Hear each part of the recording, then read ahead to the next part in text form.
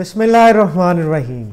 नाज़रीन, क्या आप जानते हैं बलूचिस्तान के बुगटी कबीले के सबसे ताकतवर सरदार नवाब अकबर बुगटी मुहिब्बे वतन थे या वो पाकिस्तान के गद्दार थे? क्या आप जानते हैं कि सदर अयूब खान ने उन्हें अपनी इंतकामी सियासत का निशाना क्यों बनाया? और इसके साथ क्या आप जानते हैं कि नवाब अकबर बुगटी ने चौधरी ज़हूर इलाही के कत्ल से इनकार क्यों किया? ऐसे कई सवालात जिनके जवाबात मैं आज आपको देने जा रहा हूँ। उन्हीं में चंद सवाल ये भी हैं कि नवाब अकबर बुगटी और भुट्टो के दरमियान असल लड़ाई क्या थी? इसके साथ क्या आप जानते हैं कि नवाब अकबर बुगटी ने कौमी असम्बली के अंदर उर्दू ज़ुबान का बाइकॉट किया? ये इस तरह के बेशुमार सवालात के जवाब आज की इस वीडियो में मैं आपको देने वाला हूं।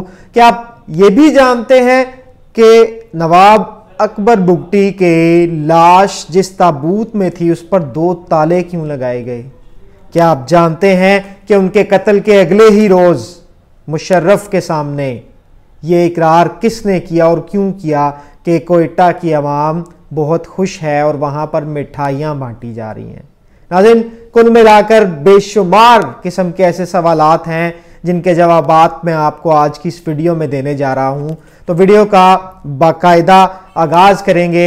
हमारी आज की वीडियो है साबिक वज़ीर आला और साबिक गवर्नर बलूचिस्तान नवाब अकबर ख़ान बुगटी के बारे में, जिनका असल नाम नवाब अकबर शहबाज ख़ान बुगटी था। वीडियो का आगाज़ करते हैं, लेकिन उससे पहले अगर नए आने वाले दोस्त जिन्होंने मेरे चैनल को सब्सक्राइब नहीं किया तो वो सबसे पहले हमारे चैनल को सब्सक्राइब कर लें और घंटी के बेल आइकॉन के ऊपर लाजमी क्लिक करें ताकि नई आने वाली वीडियोस आप तक आसानी पहुंच सकें। नाज़रीन, आगाज़ करते हैं। नवाब अकबर बुगटी, इनका नाम शहबाज था। ये अभी 12 साल के ही थे कि इनके वालिद सरदार मेहराब खान वफात पा गए और इनको अपने कबीले का 19वां सरदार मुंतखब किया गया। इनकी इब्तदाई तालीम जो है वो एचिसन कॉलेज लाहौर से थी और इसके साथ साथ बहुत ही कम लोग ये जानते हैं कि इन्होंने अपनी तालीम ऑक्सफोर्ड यूनिवर्सिटी से भी हासिल की। साथ ही साथ कम लोग जानते हैं कि 1948 में नवाब अकबर बुगटी ने कायद-ए-आज़म से मुलाकात की और उस वक्त जो इलेक्शन हो रहे थे उसमें बलूचिस्तान को पाकिस्तान का हिस्सा बनाने के लिए इनका बड़ा किरदार था और बड़ी कोशिशें की इन्होंने कि पाकिस्तान से इल्हाक हो जाए। हालांकि उस वक्त में बलूचिस्तान के कई ऐसे बड़े सरदारान थे जो पाकिस्तान से इल्हाक में मुखालिफ थे, लेकिन उस वक्त में सरदार नवाब अकबर बुगटी ने कायद-ए-आज़म से मुलाकात की और उनके सामने अपनी ख्वाहिश का इजहार किया कि बलूचिस्तान के लोग पाकिस्तान से इल्हाक करना चाहते हैं। नाज़रीन, एक और उनके बारे में आपको मैं इंफॉर्मेशन देता चलूं कि उनकी 3 शादियां हुई थी। बड़ी इंटरेस्टिंग बात यहाँ पर यह है कि उनकी एक बीवी बलोच थी, एक पठान और एक सिंधी, जिस पर उनके दोस्त उनको कहा करते थे कि नवाब साहब आप चौथी शादी पंजाब से कर लें और मिलकर जो है सारे सूबों के अंदर आप हुकूमत बना लें, क्योंकि हर जगह पे आपका असर रसूख होगा। इनके बेटों के नाम हैं सलीम अकबर, रेहान अकबर, तलाल अकबर, बसलाल अकबर, शाहनवाज अकबर और जमील अकबर। पाकिस्तान बनने के बाद अमली सियासत में पहली बार कदम रखा नवाब अकबर बुगटी ने और ये वक्त था 1950s का। ये पहली बार मुशीर जनरल कौंसल बने थे पाकिस्तान के और 1958 में ज़िमनी इलेक्शन जीते तो फिरोज़ खान नून ने इनको अपनी काबीना में शामिल कर लिया, जो कि उस वक्त के प्राइम मिनिस्टर थे और इनको बहुत ही अहम ओहदा सौंपा गया जो कि वजारत दाखिला का कलमदान था। ये बहुत ही इम्पोर्टेंट वजारत थी। वजारत के दौरान इन्होंने एक बहुत ही बड़ा कारनामा सर अंजाम दिया और इन्होंने मस्कत से गवादर की ज़मीन जो है वो ख़रीद कर पाकिस्तान को तोहफे में दी, यानी कि इनका कलीदी किरदार रहा है। वज़ीर आज़म फिरोज खान नून की काबीना में बहुत बड़े बड़े नाम उस वक्त शामिल थे जब नवाब अकबर बुगटी ने उनकी पार्टी के अंदर शमूलियत इख्तियार की थी। मैं आपको नाम बताता चलूं, नवाब मुजफ्फर अली कजलबाश, ये भी उनके काबीना में साथी थे। मोहम्मद अयूब खोड़ो, हामिदुल हक चौधरी, सरदार अब्दुल रशीद, यूसुफ रजा गिलानी के वालिद मोहतरम सैयद अलमदार हुसैन जैसे साथी इनके साथ थे और ये मिलकर उस वक्त में काम कर रहे थे। यानी कि पाकिस्तान के बड़े बड़े चेहरे इनके साथ काम कर रहे थे। अयूब खान के मार्शल लॉ के बाद जहां दीगर सियासतदानों के ऊपर सियासत करने के लिए पाबंदी लगाई गई, तो वहीं नवाब अकबर बुगटी पर भी पाबंदी लगाई गई और 10 साल इनको सियासत से आउट रखा गया। चौधरी ज़हूर इलाही का एक किस्सा बड़ा मशहूर है। वो कोलो जेल के अंदर मौजूद थे उस वक्त। उस वक्त की बात है जब भुट्टो के दौर में छोटे छोटे केसेस पर सियासतदानों को जेल में डाल दिया जाता, जिसमें असलहा की स्मगलिंग, मंशियात की स्मगलिंग और भैंस चोरी जैसे मुकदमात बड़े मशहूर हैं। चौधरी ज़हूर इलाही के ऊपर भी भुट्टो की जानिब से ऐसे ही कई मुकदमात दर्ज किए गए और इनको कोहलो जेल बलोचिस्तान में कैद कर दिया गया। वहां पर इनको पैगाम मिलता है नवाब अकबर बुगटी को नवाब ऑफ कालाबाग की जानिब से, और इसमें दोहराए है, कहा जाता है कि ये भुट्टो ने पैगाम दिया था या नवाब ऑफ कालाबाग ने। ये इसके बारे में कोई कंफर्म नहीं है, लेकिन नवाब ऑफ कालाबाग का ज़्यादा जिक्र मिलता है कि उन्होंने इनसे राब्ता किया नवाब अकबर बुगटी से और इनको कहा कि आपको कत्ल कर दें, जिस पर इनका जवाब था कि बलोचिस्तान में आने वाले मेहमानों को मारा नहीं जाता बल्कि उनको सर का ताज बनाया जाता है। तो ना सिर्फ इन्होंने उनकी उस वक्त में हिफाजत की और उनको अपनी सिक्योरिटी में गुजरात तक भी पहुंचाया था नवाब अकबर बुगटी ने चौधरी ज़हूर इलाही को। 1965 के सदारती इंतखाबात में फातिमा जिन्ना को खुलकर सपोर्ट करना इनका जुर्म बन गया और इसी जुर्म की सज़ा सदर अयूब खान ने, जो कि उस वक्त के सदर बने थे, उन्होंने इनको सज़ा दी नवाब अकबर बुगटी को और इनके ऊपर मंशियात फरोशी, असला स्मगलिंग और अपने ही चचा हैबत खान बुगटी के कत्ल का मुकदमा दर्ज कर दिया गया और इनको कराची की सेंट्रल जेल का मेहमान बना दिया गया। मैं आपको यहाँ पर एक और चीज़ बताता चलूँ कि इनको उस वक्त में अजियत देने के लिए गर्मियों के मौसम में मुल्तान और सिब्बी की जेलों में मुंतकिल कर दिया जाता था और सर्दी के मौसम में कोयटा की जेलों में। आप जानते हैं कोयटा में बेशुमार और तकलीफ दे जो है ना वो सर्दी और ठंड पड़ती है, और उसके बरक्स देखें तो मुल्तान और सिब्बी का टेम्परेचर आप लोग जानते हैं कि गर्मियों में बहुत ही ज़्यादा होता है।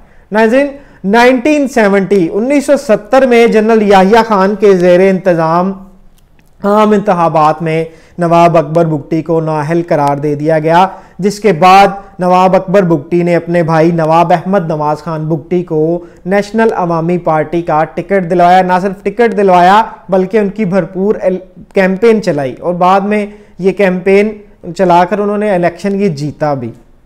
वज़ीर आला बलोचिस्तान से इनके इख्तलाफात पैदा हो गए। वो नैब पार्टी के थे, नेशनल अवामी पार्टी के, तो इन्होंने सरदार अताउल्ला मेंगल से अपनी राहें जुदा कर ली और उस वक्त में इन्होंने भुट्टो साहब का दामन जो है वो थाम लिया, उनकी उंगली पकड़ ली और ये इकट्ठे चलना शुरू हो गए, जिसके बाद इनको नवाजा भी गया। 1973 में भुट्टो ने नेशनल अवामी पार्टी पर बैन लगा दिया और गवर्नर राज लगा दिया बलोचिस्तान के अंदर और नवाब अकबर खान बुगटी को बलोचिस्तान का गवर्नर बना दिया गया।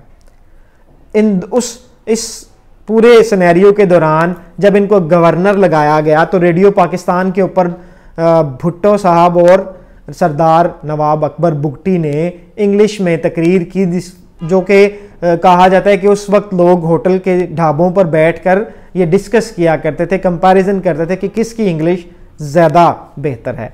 बलूचिस्तान में फौजी ऑपरेशन जब शुरू हुआ उस वक्त में 1973 के बाद, तो नवाब अकबर बुगटी और भुट्टो की राहें जुदा हो गई। नवाब अकबर बुगटी को इख्तलाफात थे भुट्टो साहब से, जिस पर इन दोनों ने एक दूसरे से मुंह फेर लिया और नवाब अकबर बुगटी ने फिर एक नए शख्स को ज्वाइन किया। वो ऐसा शख्स था जो कहता था कि मैं सरेआम भुट्टो को कोहाला के पुल पर फांसी दूंगा। जी हाँ, मैं बात कर रहा हूँ air marshal retired Asghar Khan की। उन्होंने तहरीक इस्तिक़लाल उस वक्त बनाई थी और उसका हिस्सा नवाब अकबर खान बुगटी बन गए। ये देखें आप कैसे इन्होंने एकदम से कन्वर्ट किया अपने आप को जब बात इनके अपने सूबे के ऊपर आई थी या बलोच कबाइल के ऊपर आई। 1988 में कोहलो से एमपीए का इलेक्शन लड़ा नवाब अकबर खान बुगटी ने और वजीर आला बलोचिस्तान बन गए। 16 अगस्त 1990 को यानी कि 1990 को अपनी पार्टी तश्कील दे दी जिसका नाम इन्होंने जमहूरी वतन पार्टी रखा, जिसके करंट चेयरमैन जो हैं वो इनके पोते शाहजैन बुगटी हैं जो कि अब इमरान खान के इत्तेहादी भी हैं। इनके 2 पोते हैं, एक वफाक पाकिस्तान के खिलाफ है और एक वफाक पाकिस्तान के साथ।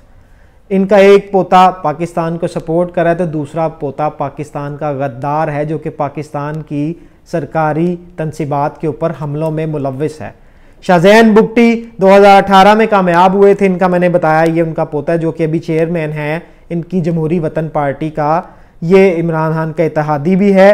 और दूसरा जो इनका पोता है वो बरामदाग बुगटी, आपने इसका नाम सुना होगा। ये खुद साख्ता जिला वतनी काट रहा है स्विट्जरलैंड के अंदर और बलोच रिपब्लिक आर्मी के नाम से एक तंजीम चला रहा है जो कि पाकिस्तान की जो सरकारी तनसीबात हैं, मैंने अभी आपको बताया, उनके ऊपर ये हमले करता है और अलहदगी पसंद तहरीक ये चला रहा है।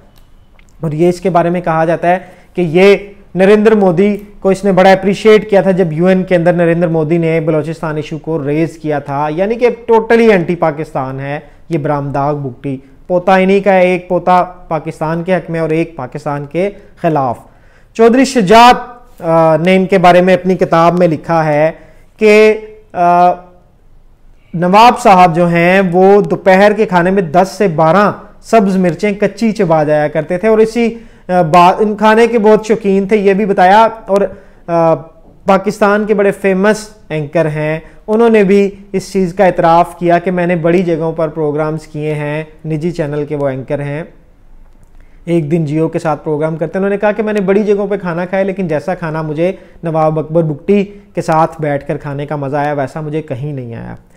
यहाँ पर मैं एक और चीज़ बताऊं कि इनकी हैबत और शुजात के बारे में मौलाना तारिक जमील साहब तक ने बयान दिया। उन्होंने कहा कि बड़े बड़े लोगों से मिला हूँ, बड़े बड़े सरदारान से मिला हूँ, लेकिन जो दबदबा, रोब और हैबत इनकी है वो मैंने किसी में नहीं देखी।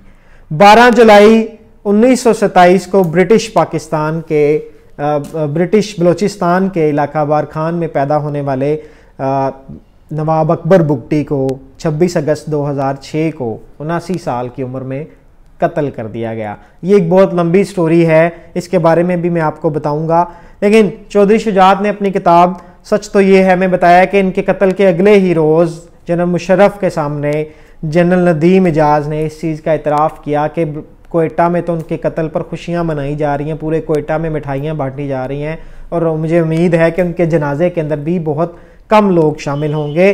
कत्ल के 6 रोज़ बाद उनकी लाश को गार से निकाला गया कोहलू के इलाके से और इनकी लाश ताबूत में डालकर उस पर 2 ताले लगाकर उसको इनके वारिसीन या उनके हवाले, इनके घर वालों के हवाले नहीं किया गया, बल्कि इनको एक नामालूम मुकाम पर ले जाया गया और वहाँ पर चंद अफराद ने इनकी नमाज जनाजा अदा की और इनको वहीं पर दफना दिया है, जिसके बारे में जावेद हाशमी ने उस वक्त एक ख़त लिखा था अपनी किताब में तख्तादार के साए तले।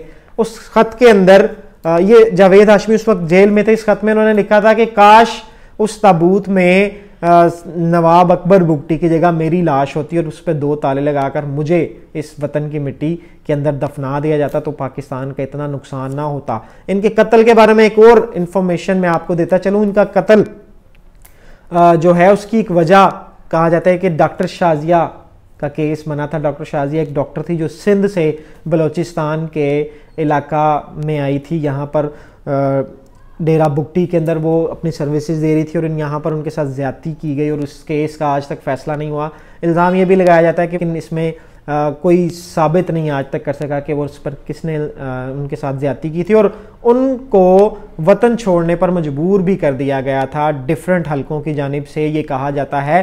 और वो तब ये इलाका छोड़कर, पाकिस्तान छोड़कर यूके शिफ्ट हो गई और आजकल वो कनाडा के अंदर हैं, लेकिन इस केस का आज तक कोई फ़ैसला नहीं हो सका, जिस केस के बाद नवाब अकबर बुगटी को इख्तलाफात थे कि बलूचिस्तान के साथ ज़्यादती हो रही है, क्योंकि वो हमारी मेहमान थी और हमारी मेहमान के साथ हमारे इलाके के अंदर ज़्यादती हुई है।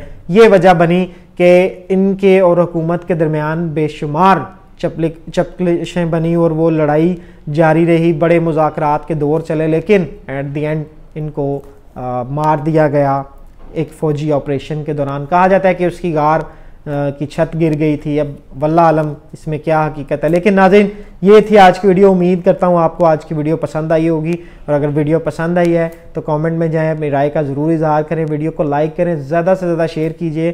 फेसबुक पर, व्हाट्सएप पर बड़ी मेहनत करता हूँ मैं, तो आपकी सपोर्ट की ज़रूरत है। मुझे इजाज़त दीजिए, मिलते हैं किसी नए टॉपिक के साथ। अल्लाह हाफ़िज़।